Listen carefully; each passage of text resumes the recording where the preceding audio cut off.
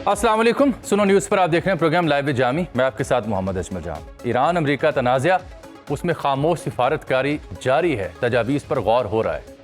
कल रात रॉयटर्स ने एक स्कूप स्टोरी की जिसमें उन्होंने दावा किया कि अमेरिकी सदर डोनाल्ड ट्रंप ने अपनी खुफिया एजेंसियों से सवाल पूछा है कि अगर वो यकतरफा तौर पर इस जंग से बाहर निकल आएँ तो ईरान का रद्द-ए-अमल क्या हो। लेकिन आज मैंने देखा कि वॉल स्ट्रीट जर्नल ने एक और खबर आज शाया की। वो कहते हैं कि उन्होंने फैसला कर लिया है कि दो मुमकिन रास्ते हैं, एक मुकम्मल तौर पर जंग से निकल जाना और दूसरा दोबारा फौजी कार्रवाइयां शुरू करना और सब कुछ तबाह कर देना। इस बीच एक तीसरी सोच भी उनके यहाँ पाई जाती है, वो ये कि नेवल ब्लॉकेट को गैर मुअय्यना मुद्दत तक जारी रखा जाए ताकि ज़्यादा से ज़्यादा ईरान पर दबाव बढ़ाया जाए। लेकिन इसके पैरेलल भी एक कहानी है। वो कहानी ये कि नोइंगली कि ईरान की जो सिफारतकारी है उसकी खुसूसियात क्या हैं, उसमें ईरान को बज़ाहिर लगता है कि जल्दी नहीं है, क्योंकि ईरान के नज़दीक भी ये ख़बरें, ये जो सर्वेज़ हैं या ट्रंप की मकबूलियत को पहुंचने वाली जो नुकसान है वो उनकी नज़र में है।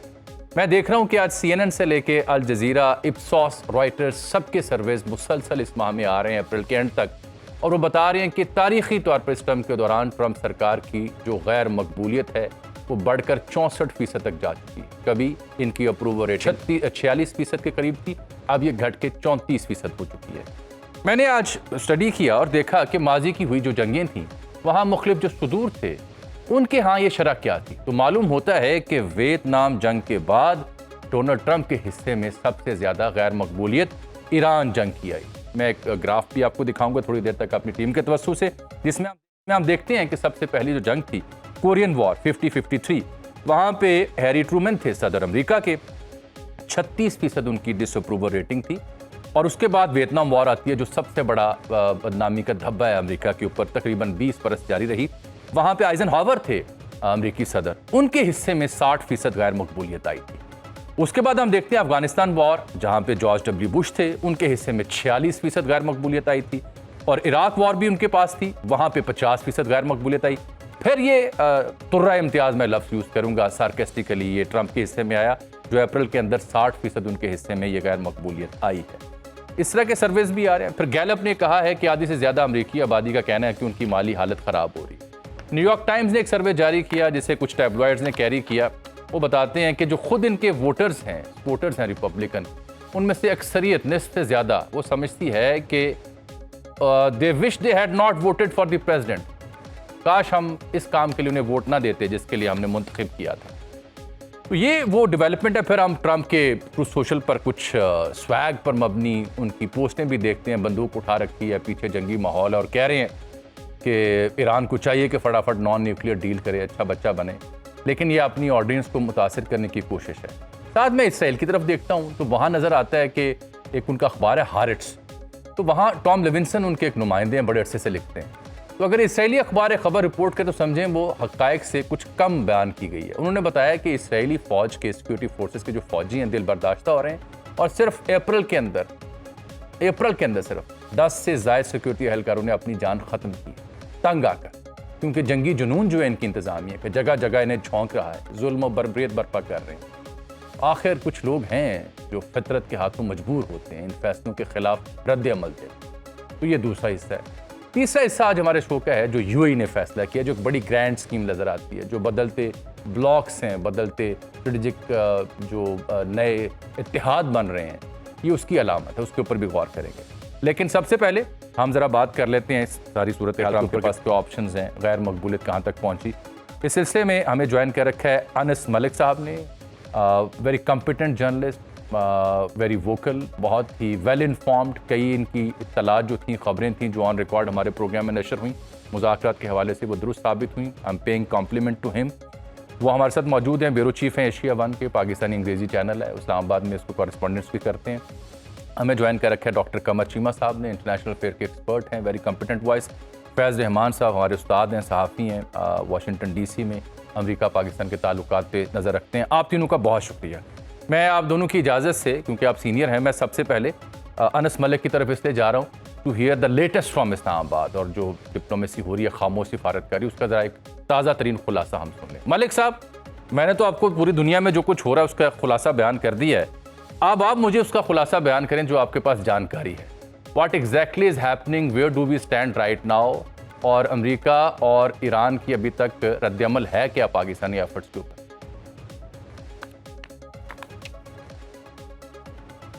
बहुत बहुत शुक्रिया जामी साहब for having me on the show and for the kind words as well you said for me. देखें लेटेस्ट क्या है, लेटेस्ट इस वक्त सिर्फ इंतज़ार है और इंतज़ार के अलावा और कुछ किया नहीं जा सकता। आज एक्सपेक्ट ये किया जा रहा है या आज या कल तक कि ईरानी साइड जो है वो अपना एक काउंटर प्रपोजल सबमिट करेगी। अब काफ़ी ज़्यादा वाइडली रिपोर्ट किया जा रहा है और उस काउंटर प्रपोजल के अंदर जो है वो शायद न्यूक्लियर की जो मामलात हैं, पर्टिकुलरली जो shift of the nuclear enrichment bit है उसके ऊपर अभी मेंशन होगा। ये एज अ स्पेकुलेट किया जा रहा है।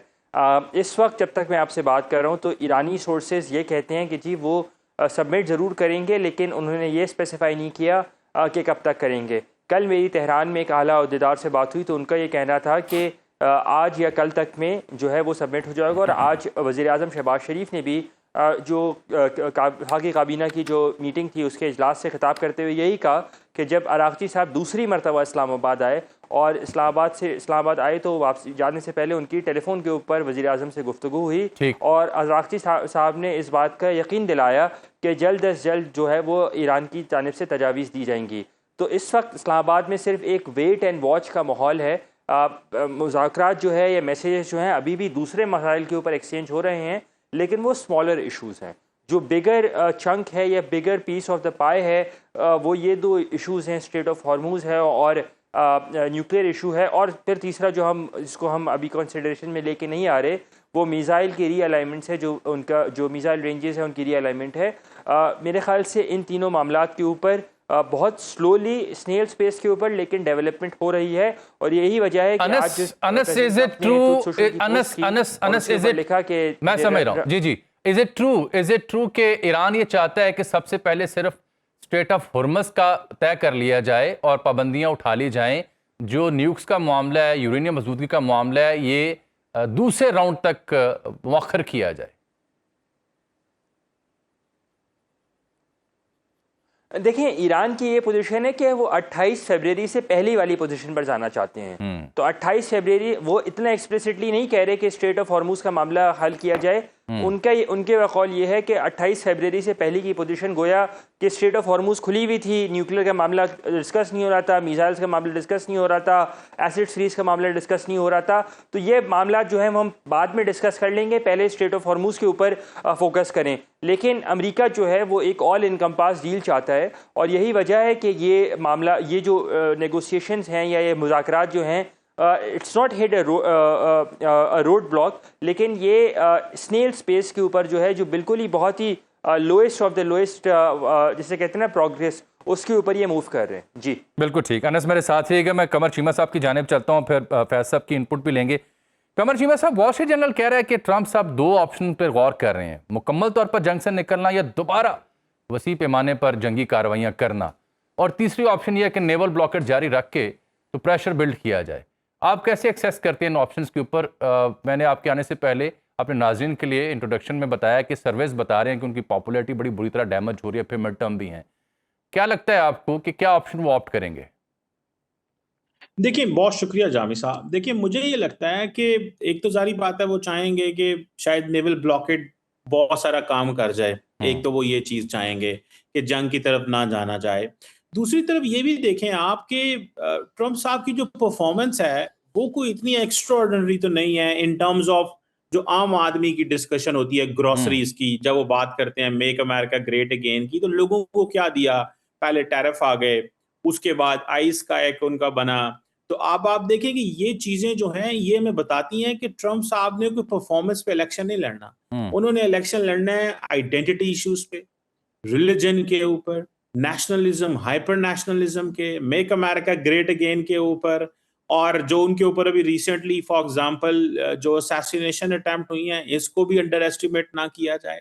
सो मुझे लगता है कि ट्रंप साहब जो हैं वो उन्होंने अपनी, और वो जो ब्रांड ऑफ पॉलिटिक्स लेके आ रहे हैं, जिस तरह की ट्वीट्स वो जारी करते हैं, ये एक बिल्कुल डिफरेंट ब्रांड ऑफ पॉलिटिक्स है जो अमेरिकी निज़ाम को समझ नहीं आता। जो लोग ईस्ट कोस्ट में है या वेस्ट कोस्ट में है, ये जो मिड वेस्ट वाले हैं और जो बाकी बहुत सारी स्टेट्स हैं उनको बहुत अच्छे से समझ आता होगा।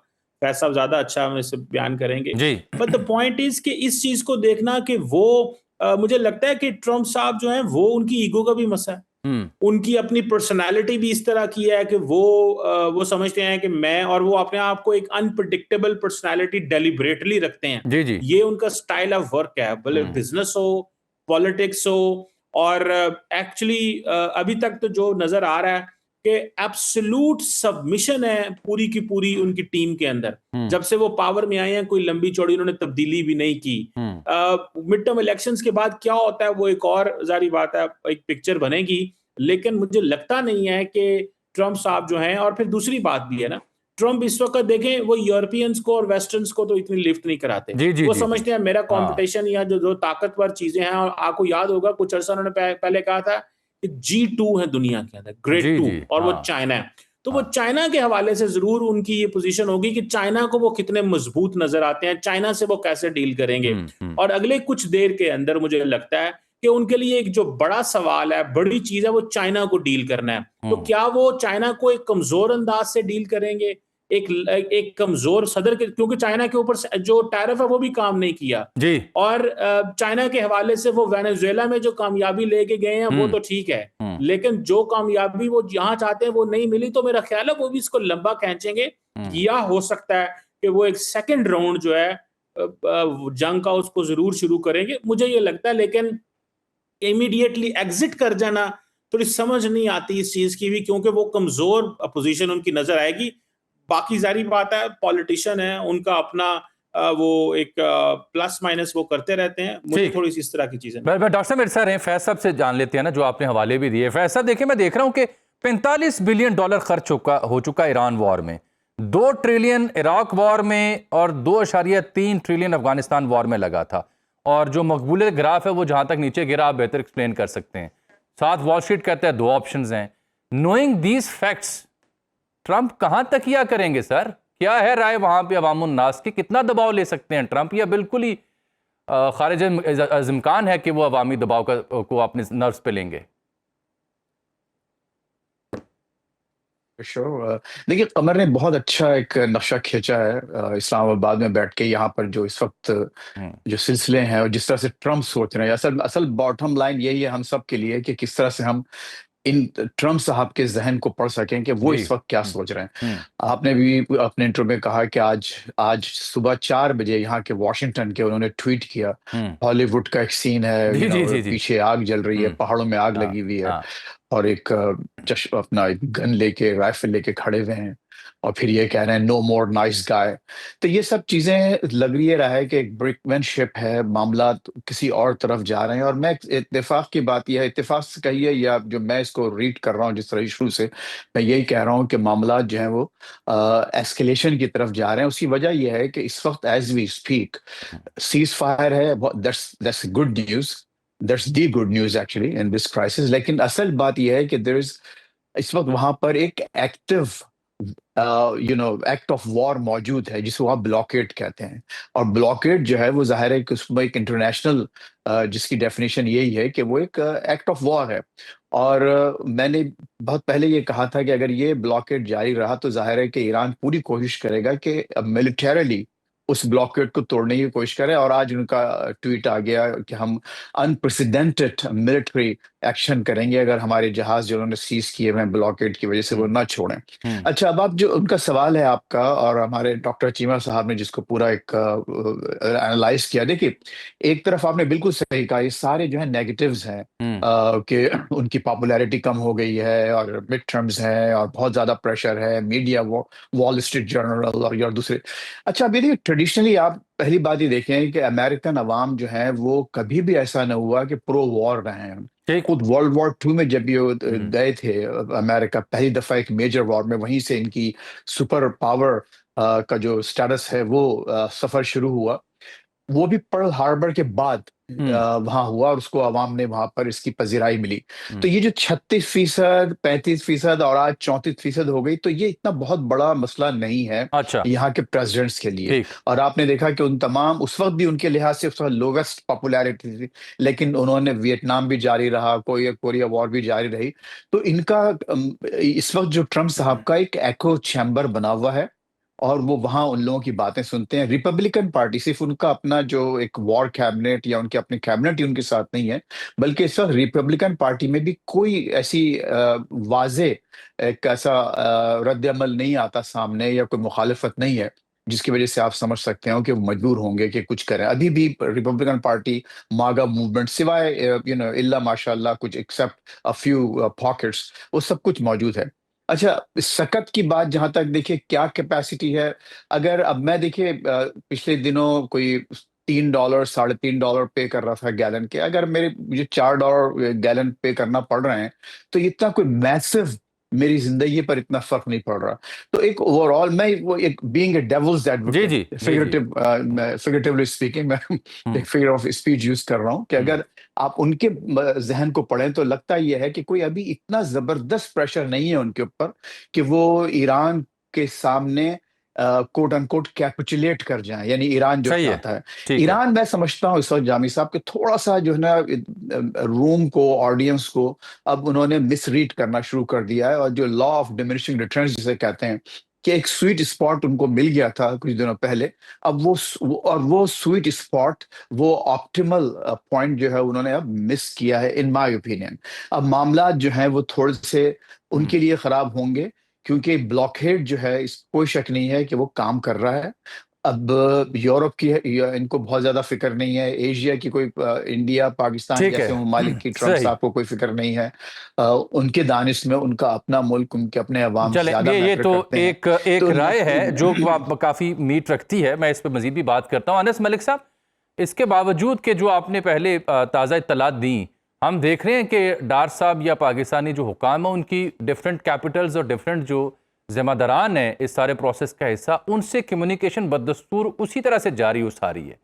तो वहां से क्या लेटेस्ट है? और फिर ये जो यूएई ने एग्जिट मारा है ओपेक से, इसके ऊपर मिडल ईस्ट में और पाकिस्तान के यहाँ क्या राय पाई जाती है?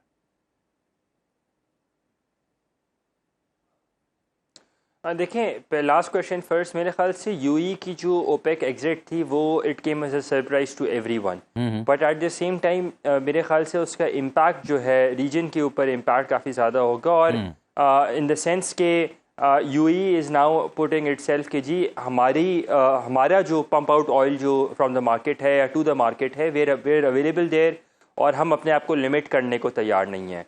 इसके दो पैराहे हैं। एक पैराहा इसका ये है कि शायद यूई ईरान के साथ या ईरान के तनाजुर में ख़त्ते में ऑयल कॉम्पिटिटर के तौर पे देखने को, या ऑयल कॉम्पिटिशन में डायरेक्टली इन्वॉल्व होना चाह रहा है एक, और दूसरा ये कि शायद इस जंग के नतीजे में जो इंफ्रास्ट्रक्चर और दूसरा जो डैमेज हुआ है वो उसके कॉन्टेक्स्ट में भी इसको देखा जा सकता है। लेकिन नंबर 2 की प्रॉबिलिटी कम है, नंबर 1 की प्रॉबिलिटी ज़्यादा है।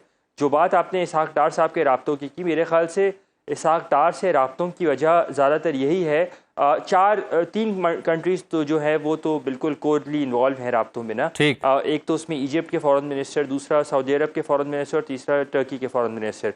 इनके अलावा जो राब्ते होते हैं वो उन कंट्रीज़ की क्यूरियोसिटी है कि जी उनको भी पता चले कि क्या बात हो रही है या मामला कहाँ अटका हुआ है, ताकि वो अपनी पॉलिसी फॉर्मुलेशन या अपनी जो लाइन ऑफ एक्शन है वो उसको उस तरह से डिवाइस करें गोइंग फॉरवर्ड। और यही वजह है कि आप देख रहे हैं कि पाकिस्तान, एक एग्जांपल के तौर पर आपको मैं कोट कर रहा हूँ कि 2013 में आखिरी मरतबा पाकिस्तान और कनाडा के जो हाईएस्ट लेवल विजिट हुआ था, वज़ीर आज़म नवाज शरीफ गए थे। 2013 के बाद 2026 में फास्ट फॉरवर्ड करते हैं, एक हफ्ते के अंदर 2 कॉलें और 1 महीने के अंदर 6 टेलीफोन कॉल्स दोनों के दरमियान में हो जाती है, पाकिस्तान और कनाडा के वज़ीर ख़ारजा के दरमियान में। मार्क कैनरी और वज़ीर आज़म शहबाज शरीफ का रब्ता होता है। तो it goes on to signify कि किस तरह से लोग जो है वो क्यूरियस हैं जानने के लिए और अपनी पॉलिसी फॉर्मुलेशन के तनाजुर में। बिल्कुल। अनस मेरे साथ ही रहें, डॉक्टर साहब की जाने मैंने आना इसी मौजूद को लेकर वाला जो इशू है, फैज साहब से बात करेंगे। एक छोटी सी ब्रेक है, स्टे विद अस, इस पे कंटिन्यू करते हैं आगे डिस्कशन। प्रोग्राम में एक बार फिर से आपको खुशामदीद कहते हैं। डॉक्टर कमर चीमा साहब,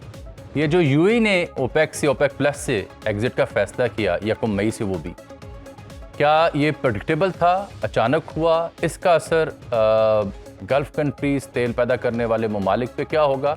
पाकिस्तान कैसे मुतासिर हो सकता है? क्या ये नई रील अलाइनमेंट है जो वक्त से पहले सामने आ गई है? देखिए, सिंपल सी बात है, ओपेक के ममालिक जो हैं वो अपनी प्रोडक्शन बढ़ा देंगे, एक बात। असल में तो सप्लाई चेन मेंटेन करना है, कोऑर्डिनेशन मेंटेन करनी है। देखिए यूएई का जारी बात है, मसला ये है कि यूएई सबसे ज्यादा मुतासर हुआ है, वो समझते हैं कि हम पे सबसे ज्यादा हमले हुए हैं, तो वो बेसिकली एक अटेंशन लेना चाहते हैं कि रीजन और दुनिया हमें कैसे एंटरटेन करती है, क्योंकि अपना उनका जो खित्ता है, जो जीसीसी नेशंस हैं, वो भी कोई उनके लिए कोई स्पेसिफिकली कुछ ब्रेक थ्रू नहीं कर रही हैं, उनके लिए कोई फायदा नहीं लेके आ रहे हैं। तो वो समझते हैं कि क्या करें, कैसे प्रोटेस्ट किया जाना चाहिए। वो जीसीसी से तो बाहर निकल नहीं सकते लार्जली। तो एक ये मुझे लगा कि उनका एक तो ये समझ आता है कि जरा प्रोटेस्ट करें, दुनिया को बताएं कि हम जो है वो एक अपनी इंडिपेंडेंट पोजीशन।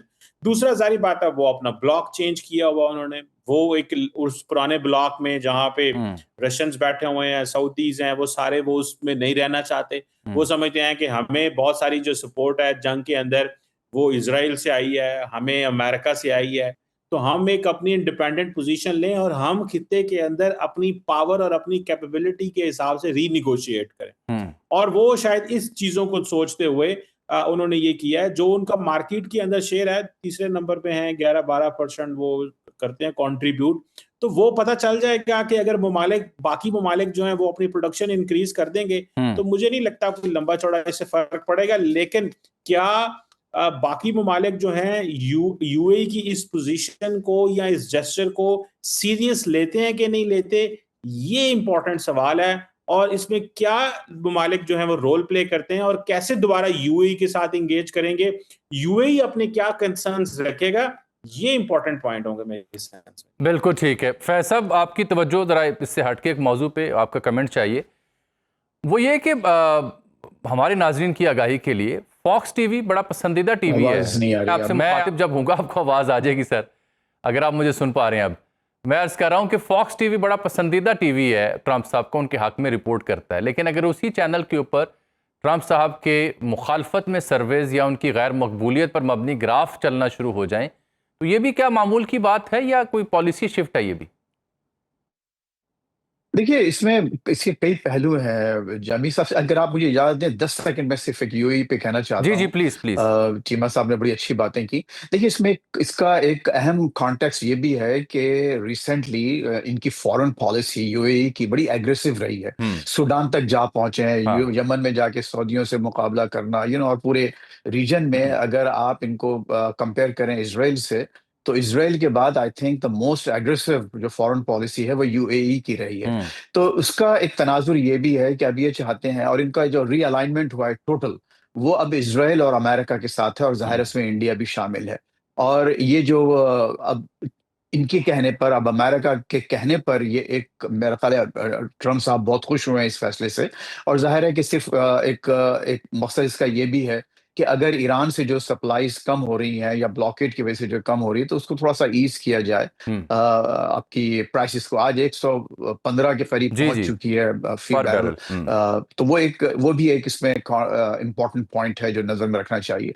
अच्छा, अब इसके बाद जो आपका सवाल है कि फॉक्स न्यूज को अगर आप देखिए इसमें बहुत सी चीजें ऐसी हैं जो ऑन पर्पस की जाती हैं। अच्छा। और मैं इसमें कोई मुझे अचंभा नहीं होगा कि आप ये कई आप ऐसे देखें प्लेयर्स इस वक्त हैं अमेरिका में और इजराइल में, जो कि खालिसतन प्रो ईरान, यानी ईरान की तैयारियां ऐसी हैं, ईरान की तैयारियां वैसी हैं, एक पंप किए जा रहा है और बताया जा रहा है कि ईरान हम उससे ज्यादा, बहुत ज्यादा अच्छी पोजीशन में है। इसलिए बहुत सी ज्यादा CIA फेड इंफॉर्मेशन भी हो सकती है। यानी दूसरे लफ्जों में ये कहिए कि इनको इस तरफ से एक ऐसा पर्सपेक्टिव क्रिएट किया जा रहा है ईरानी लीडरशिप के लिए कि वो और आगे बढ़ें। और जाहिर है कि आज देखें उनकी हालत, अब 1.8 मिलियन रियाल हो चुका है $1 का जी। आज की उनकी ये जो अभी जो इस वक्त खबर आई है ब्रेक के दौरान, जो मैंने पढ़ी है अभी AP की खबर, 1.8 million riyal are equal to $1।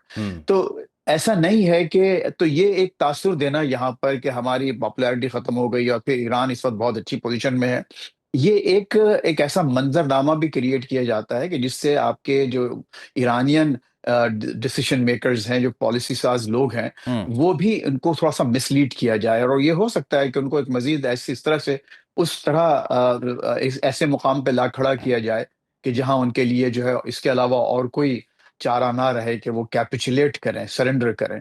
और वो मौका अगर ईरानियों ने और गलतियां की अपनी पॉलिसी में, और इसको मेरा ख्याल है जल्दी से रैप अप करने की कोशिश नहीं करेंगे, तो मेरा अपना ख्याल ये है कि ईरान के हालात बेहतर नहीं होंगे और मजीद खराब होंगे। खित्ते का तो खैर बेड़ा गर्क होगा ही होगा, लेकिन ये समझना कि ईरान इससे बिल्कुल एक बहुत फातेह के तौर पर उभरेगा, ये थोड़ी सी एक मिस रीडिंग होगी पूरे पूरे मामले को। तो इसको यही देखने की जरूरत है कि ठीक है, चलिए, फॉक्स भी कह रहा है, वॉल स्ट्रीट जर्नल भी कह रहा है, लेकिन इनका माखज क्या है, कहाँ से ये चीजें आ रही हैं, ठीक क्या है, बताने की कोशिश की जा रही है? क्या बहुत इसका इम्पैक्ट अमेरिका पर ज्यादा हो रहा है या किसी और बिल्कुल मुल्क पर ठीक। ज्यादा हो ये रहा भी है? इंपॉर्टेंट क्या नुक्ता है। ट्रम्प फैज साहब साहब, इसको बहुत हैंडल बहुत करेंगे? शुक्रिया आपके कीमती वक्त का। डॉक्टर साहब, मच। आपने वक्त दिया, बहुत शुक्रिया। जनाब अनस मलिक साहब, thank you very much for being with us today yet again. आप तीनों का बहुत शुक्रिया। मैं एक ब्रेक ले रहा हूँ, उसके बाद ये जो ओपेक की सूरत हाल है इस पर बात भी करनी है कि पाकिस्तान या दीगर मालिक कैसे मुतासर हो सकते हैं। लेकिन एक बड़ी अहम खबर आज, वो खबर डिफेंस सिक्योरिटी एशिया एक वेबसाइट है उसने शाया की। अब इसकी ज़ाहिर बात आज़ादाना तौर पर तो तस्दीक कभी उस तरह से नहीं हो रही, हो भी तो ईरानियन हुकाम इसकी तस्दीक नहीं करेंगे। वो ये कि ईरान का ये मानना है कि उन्होंने जो इनके ऊपर B-52 के ज़रिए जो बंकर बस्टर बॉम्ब मारे गए ईरान की मुख्तलिफ जौहरी तनसीबात के ऊपर, उसमें से 15 से ज़ायद ऐसे बॉम्ब्स हैं जो फटे नहीं, और ये GBU-57 बॉम्ब्स। और ये इनके लिए ईरान के कुछ लोगों का मानना है, कुछ सराय का, कि बहुत बड़ी इंटेलिजेंस कामयाबी है, क्योंकि यहाँ से ये शुरू करेंगे रिवर्स इंजीनियरिंग, इसको समझने की कोशिश करेंगे कैसे बना। और ये वही मिसाइल है, वही बॉम्ब है जो ज़ेरे ज़मीन जो तनसीबात है उनको टारगेट करने के लिए, चाहे वो फिरदौ की तनसीबात हूँ या नेटन्स की हूँ, वहाँ पे पिछले बरस भी और इस बरस भी अमेरिका ने बमबारी की थी B-52 के ज़रिए, जो ट्रंप समझते हैं उनका बहुत बड़ा कारनामा है। ये इसलिए भी अहम है कि ये 2011 में ईरान के हत्थे एक अमेरिकी ड्रोन चढ़ा था, उसका नाम था RQ-170 सेंटिनल। उसको जब कब्जे में लिया तो उसके बाद ईरान ने अपने जो ड्रोन टेक्नोलॉजी उसमें बेपनाह तरक्की की, जिसका मुजाहरा हमें इस जंग में बिलखुसूस देखने को मिला, जब शाहिद नामी ड्रोन जो है कम कीमत $20 से $30,000 का, उसने अरबों डॉलर के जो पैट्रियाट थर्ड निज़ाम थे उनको एग्जॉस्ट किया। और अमेरिका को ये रियलाइज़ हुआ कि ये ड्रोन ने हमें मुख्तलिफ बेसेस जो उनकी इस खित्ते में कायम है 20 के करीब, वहाँ पे नुकसान भी पहुँचाया, एग्जॉस्ट भी किया, कीमती और महंगे मिसाइल उनके ज़ाया भी। और फिर उसका नुकसान ये हुआ कि पेंटागन ने रिपोर्ट दी वहाँ पे अमेरिका में अपने ज़िम्मेदार हुकाम को कि ये महंगे तरीन जो मिसाइल्स हैं ये बनाने में वक्त लगता है कम से कम 3 से 5 बरस का। हालांकि इसके पैरेलल जब ईरान अपने छोटे ये ड्रोन्स बनाता है तो वो 1 माह के अंदर 100 से ज़ायद, 200 से ज़ायद, 300 से ज़ायद बन सकते हैं कम कीमत, और उसका स्टॉक पर भी बहुत बड़ी तादाद में मौजूद है। यहाँ एक ब्रेक लेते हैं। Welcome back. अभी हमें ज्वाइन किया है, बड़ा कंपिटेंट पैनल है हमारे साथ। डॉक्टर खालिद वलीद साहब एनर्जी एक्सपर्ट हैं, शमसुल इस्लाम साहब, आप उन्हें गाहे बाहे देखते रहते हैं इन मामलों पर बात करते हुए। मसला वही UAE का डिसीजन ओपेक प्लस से बाहर निकलने का। डॉक्टर खालिद वलीद साहब, अगर आप मुझे सुन पा रहे हैं, खालिद वलीद साहब माफ़ कीजिएगा, अब मुझे ये बताएं कि पाकिस्तान इससे क्या डायरेक्टली इनडायरेक्टली मुतासिर हो सकता है, और क्यों UAE ने ये डिसीजन क्यों किया होगा? जी बहुत शुक्रिया। देखें, एक कार्टेल की सिचुएशन है ओपेक की, और जब भी कार्टेल होता है उसमें आपको कोटास दिए जाते हैं। अगर आप उस कोटा से ज़्यादा प्रोड्यूस करना चाह रहे हैं तो जब तक ओपेक आपको अलाउ नहीं करता आप उसको मार्केट में नहीं लेके आ सकते। लेकिन UAE ने पिछले कई सालों में अपनी जो ऑयल एक्सपेंशन है उस पर काफ़ी इन्वेस्ट किया है। अगर आप Abu Dhabi national oil company ADNOC को देखें तो उन्होंने बिलियंस ऑफ डॉलर्स जो है वो इन्वेस्ट किए हैं, एंड दे वांट कि वो अपनी ऑयल प्रोडक्शन को इंक्रीज करें। लेकिन चूंकि ओपेक ऑयल प्रोडक्शन के थ्रू ऑयल प्राइसेस को सेट करने की कोशिश करता है ताकि वो एक लेवल से ऊपर रहे, तो उस चीज़ की इजाज़त नहीं दी जा रही थी। तो 2024 से ये फ्रस्ट्रेशन जो है वो देखी जा रही थी UAE की तरफ कि वो ओपेक से या तो निकल जाएंगे या कोटास को थोड़ा सा एडजस्ट करवाएंगे। तो उन्होंने अभी ये डिसीजन लिया अपनी इन्वेस्टमेंट को, अपने नेशनल इंटरेस्ट को देखते हुए। इसका इम्पैक्ट क्या होगा ऑयल इंपोर्टिंग कंट्रीज पे? जब भी मोनोपोली की सिचुएशन ब्रेक होती है, अगर आप कंपटीशन की तरफ जाते हैं मार्केट में, तो उसका फायदा होता है इंपोर्ट करने वाले कंट्रीज को। प्राइसेस शायद नीचे आए, लेकिन देखना होगा कि फ्यूचर में जो आपके जियो पॉलिटिक्स प्लस जियो इकोनॉमिक्स है वो किस समत में जाती है। इसी तरीके से सोमाली लैंड में काफ़ी सारी इन्वेस्टमेंट है, पॉलिटिकल भी, इंटरनेशनल रिलेशंस की मद में भी, और फाइनेंशियल इन्वेस्टमेंट भी UAE की। वहाँ भी ये जो है वो पोटेंशियल रिजर्व्स मौजूद हैं ऑयल एंड गैस के। तो माइट भी वो उस चीज को देखते हुए भी अपने आप को ओपेक से अलग कर रहे हैं, ताकि वो एक इंडिविजुअल हैसियत बरकरार रखते हुए एक मार्केट प्लेयर के तौर पे सामने आए। लेकिन अगर हालात बेहतर होते हैं मिडिल ईस्ट में, ईरान भी अपनी सप्लाई लेके आता है, यूएई अलग से सप्लाई देता है, और वेनेजुएला की तरफ से यूएसए भी अपनी सप्लाई लाता है, तो आगे शायद फ्यूचर में ओपेक का जो कंट्रोल था ऑयल प्राइस पे, ऑयल प्रोडक्शन पे, वो कम होता जाएगा। इसका फायदा जो है वो इंपोर्टिंग कंट्रीज को होगा। डॉक्टर साहब ये बताएं, इससे पहले कतर भी निकला, वो तो एलएनजी था, अंगोला भी निकला, लेकिन ओपेक प्लस मजमूई तौर पर मैं डेटा देख रहा था, ये तो कुछ 70% के करीब दुनिया का तेल जो है वो पैदा करते हैं, बाकी अमेरिका और दीगर जो हैं वो भी शामिल हैं। तो एक मुल्क के निकलने से कैसे असर पड़ेगा इस पूरी तंजीम से? क्या पूरी तंजीम जो है, ये दोनों जो इत्तेहाद हैं, इनका जो असर रसूख है वो कम हो जाएगा? जी देखिए, 70% तब था जब इसमें वेनेजुएला था। अब अच्छा जी। वेनेजुएला चूंकि यूएसए के पास है ऑयल फैसिलिटीज, तो अब ये प्रोडक्शन कम होके कोई अराउंड 40% पे आ गई है ऑयल रिजर्व्स का। जी तो जी। दूसरी साइड पे अंगोला और जो कतर हैं, वो ऑयल के हिसाब से बड़े छोटे प्लेयर हैं, उनकी प्रोडक्शन कम है। यूएई अगर आप ओपेक में देखें तो वो तीसरे नंबर पे आते हैं अपने ऑयल प्रोडक्शन के हिसाब से, और वो अपनी ऑयल प्रोडक्शन को बढ़ाने भी जा रहे हैं। और अगर ओपेक प्लस की बात करें, रशिया के पास ऑयल रिजर्व्स बड़े ज्यादा हैं, लेकिन उनकी कैपेसिटी जो है, प्रोडक्शन कैपेसिटी, वो ऐसे डिजाइन हुई है कि वो शॉर्ट टर्म में एकदम से अपनी सप्लाई को बढ़ा नहीं सकते।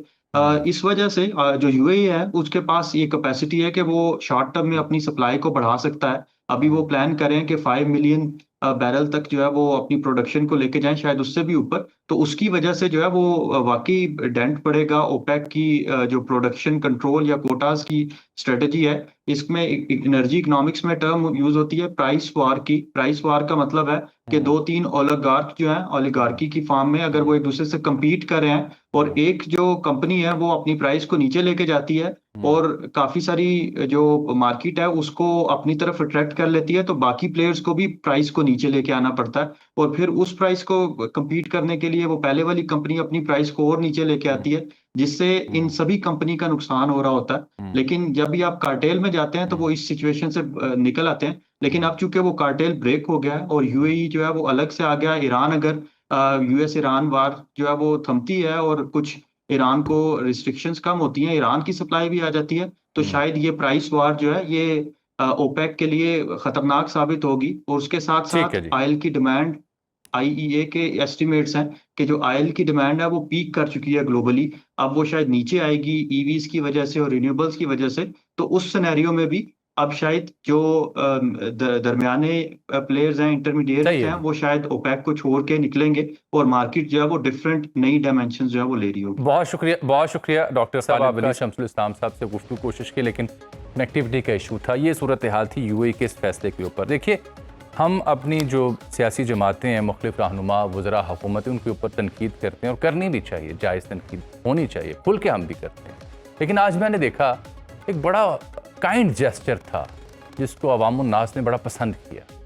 वो हुआ यूं कि कुछ दिन पहले एक नौजवान सिंध का, खैरपुर का, अज़हर मेमन, एक बड़ी मायूसी की तस्वीर बनी हुई उनकी एक वीडियो आई, और MBA किया हुआ है कराची यूनिवर्सिटी से, तालीम याफ्ता ये नौजवान है, लेकिन ऐसी सूरत हाल थी, ऐसी वीडियो थी जो आपने माजी में देख रखी चंद रोज़ पहले, जिसको देखने के बाद बड़ा दिल गिरफ्ता महसूस किया मैंने भी, और देखने वालों ने भी बड़े अफसोस का इजहार किया कि पढ़ा लिखा नौजवान किस हाल में। तो आज ये अतात आरड़ साहब जो हमारे इंफॉर्मेशन मिनिस्टर हैं पाकिस्तान के, उनकी तरफ से ये वीडियो आई, उन्होंने इस नौजवान को दावत दी, उससे मुलाकात की, अपनी नशिस्त पर बैठाया और उसके बाद इस नौजवान के जज्बात देखने से ताल्लुक़ रखते हैं। ये वो जेस्चर्स हैं या मेयर्स हैं, इक़दामात हैं जो हमारी तमाम हुकूमतों को उठाने चाहिए। पढ़े लिखे नौजवान अगर बेरोज़गार हैं, बेसर व सामानी का शिकार हैं, तो उनकी तरफ तवज्जो देनी चाहिए। सियासी इख्तिलाफ़ात अपनी जगह होते हैं, लेकिन ऐसी काविशें बहरहाल काबिल तारीफ़ हैं, काबिल साद एहतराम हैं। और मैंने देखा कि वैसे मजमूई सहाफ़ियों ने, दानिश्वरों ने, अवामुन नास ने एक्स के ऊपर, ट्विटर के ऊपर अतात आरड़ साहब को इस कार खैर के ऊपर सलाम भी पेश किया, उनकी तारीफ़ भी की। It is really a kind gesture. Thank you very much आरड़ साहब, आपने ये नेकी की कार खैर। इसीलिए हुकूमतें होती हैं कि आवाम की खिदमत कर सकें। मुझे आज के लिए इजाज़त दीजिए। अल्लाह।